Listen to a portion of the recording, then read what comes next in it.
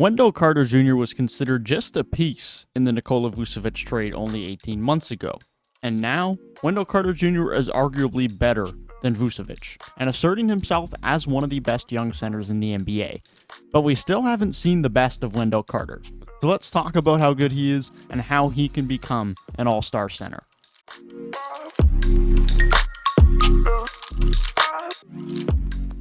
Wendell Carter Jr. is not a player who stands out amongst the elite for any given skill.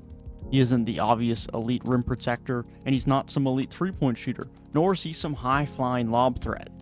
But what Wendell Carter has is a set of unique skills while having very few weaknesses, which makes him a great young center. Let's start with my favorite part of his game, his ability to drive to and finish at the rim. Wendell has a unique skill set to most centers with his ability to get downhill and to create his own looks at the rim. Wendell does not rely on passes and setups from guards to get all of his looks in the paint. Instead, he has the skill set and athleticism to get his own looks at and around the rim. Wendell has a surprisingly quick first step for the center position and his size, and it allows him to generate some lanes for drives to the rim. He doesn't have some amazing handle, but it's good enough for him to get past his man, and it allows him to generate his own looks. This unique skill set from Wendell Carter Jr. makes him a very unique big man in the transition offense. Rarely do you see him as a rim rolling or a rim running big man, but he does offer two other layers. He can be a trailer and get off some three-point shots, something we will talk about more later, but more importantly and most excitingly to me is as a trailer, Wendell is great at using his speed and momentum to get downhill and then uses his size and strength to finish at the rim. When Wendell is at the center position, the Magic do have less of a lob threat in transition when compared to Mo Bamba, but he does still offer some important layers to the Magic transition offense, and its ability as a big man to be a trailer that can shoot the three and attack the rim is very unique and something that many defenses are not prepared for. Now going back to his ability to drive to and finish at the rim. This skill set is part of one of the most exciting facets of Wendell Carter Jr.'s offensive game. Wendell loves to operate from the free throw line, and his ability to get past his man and finish at the rim is a big part of that. However, it's just that, a part. He is so talented and comfortable operating from the free throw line, you can truly run your offense through him from the free throw line.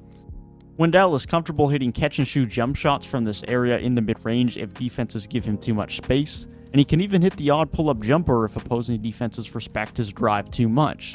And although Wendell is not an elite passer as a big man, he is a good one, which means you can run a lot of action around him, whether that be the great cut into Franz Wagner getting to a bucket at the rim, or a screen getting a shooter open for a corner three. When combined with his ability to put the ball on the deck and attack the rim, Wendell has all the tools to impact the game in so many different ways from this area on the court. And this is arguably what I'm most excited for about Wendell Carter's offensive game moving forward. I think there is much more upside to how the Magic can operate their offense around Wendell in the high post, which can lead to great contribution from Wendell while benefiting the rest of the Orlando offense. When discussing his impact, we do have to mention his significant improvement as a three-point shooter, specifically since joining the Magic. When in Chicago, Wendell never really got much of a chance to explore the layers of his offensive game, and certainly did not get the opportunity to shoot as many threes as he has in Orlando. Throughout each of his 3 seasons in Chicago, Wendell averaged 0.7 three-point attempts per night, while in Orlando during the 2021-22 season, that number jumped to 3.5 a night, having shot 214 threes last year compared to his highest total being 32 in a season with the Bulls.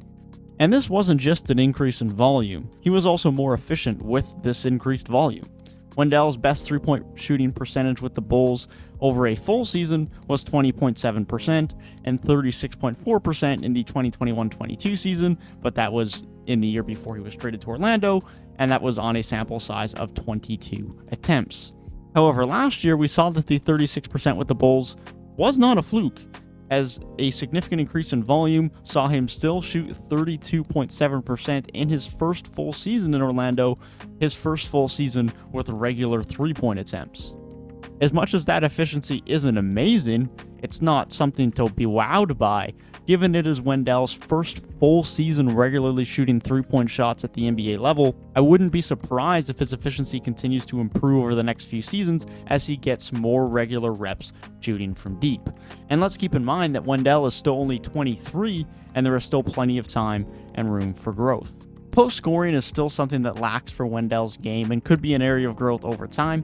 He has a hook shot that he uses from time to time, but last year in Orlando, his offensive production did not focus on him getting post-ups. Now heading into next season, as he moves back to the center position full-time due to the arrival of Paolo Banchero, it is possible he sees more time in the post, and post-scoring could be an area for improvement in his game, but for the time being, it is far from one of the primary parts of his offense. When you consider all of Wendell's offensive game, he is very untypical of a young modern NBA center. As just mentioned, his post scoring is very limited. He is not a high-flying elite shot blocker, as we will mention later when you factor in the defensive side. He's not some amazing vertical threat. Wendell is not the center you are throwing lobs up to in a pick and roll.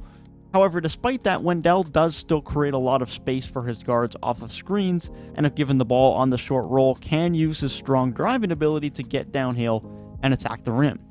Wendell was just outside the top 25% of bigs last season in screen assists, and this was without Markelle Fultz for the vast majority of the season, who is an amazing driver and finisher at the rim, undoubtedly the best finisher and driver at the rim, at least from a guard standpoint, on this Magic roster. Wendell might not fit the typical mold or prototype of a modern NBA center who's coming in like a Mitchell Robinson or an Okongwu, who's a very good lob threat and some great shot blocker, but his unique skill set is very productive and very fascinating. Wendell may not be or ever be an S-tier defender, but he is a very solid and productive one. Let's start with his post defense. Wendell is a big, strong man. He sits at 270 pounds, and that's 270 pounds of strength. He's not overweight, he's not looking lethargic on the court like he can't move. He is a built 270 pounds, and that plays its part in his very good post defense. Wendell might not be someone who blocks a ton of shots, but he contests a lot of shots, and specifically with regards to his post defense, no one gets easy shots off against Wendell. Post defense is not a sexy part of the game, and it's not even a sexy part of defense or a part of defense that gets looked at or discussed that often. But it's where Wendell lays his cap and where he is elite on the defensive end. We know Wendell is not high up on the blocked shots list. In fact, he was in the bottom 30% of bigs last season in blocked shots. But blocked shots is not all there is to rim protection, and Wendell Carter Jr. is a good rim protector despite that lack of blocked shots. Wendell was in the top 30% of bigs last season in percentage of rim shots contested.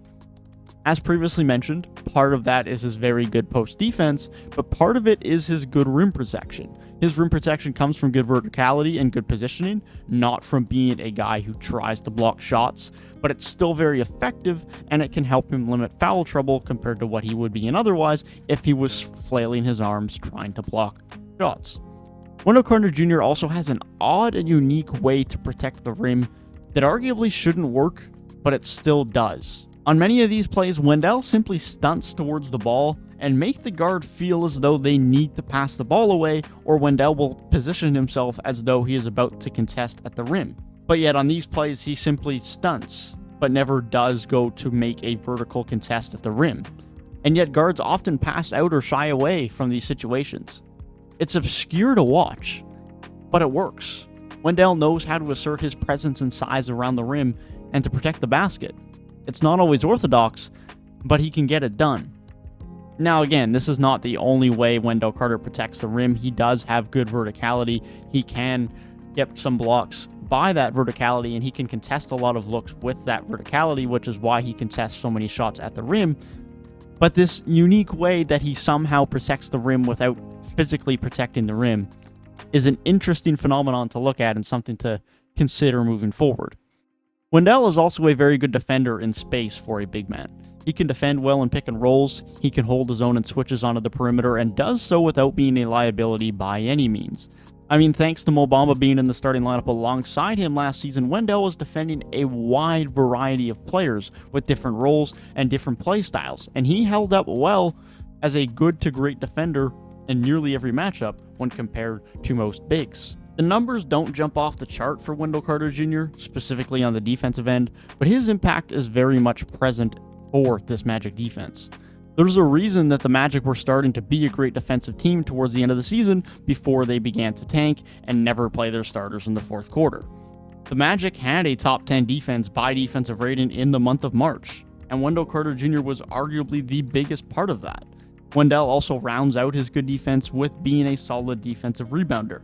Despite being the starting power forward last season, Wendell still pulled in over 10 boards a game last season, the vast majority of which being on the defensive glass. Wendell closes out possessions very well, with his strength and verticality serving him quite well. He often boxes out later than would be ideal, and does so more so with his arms than his legs, but it works for him, and finishes off what is great defensive impact from him. Wendell Carter Jr. is not the typical NBA center.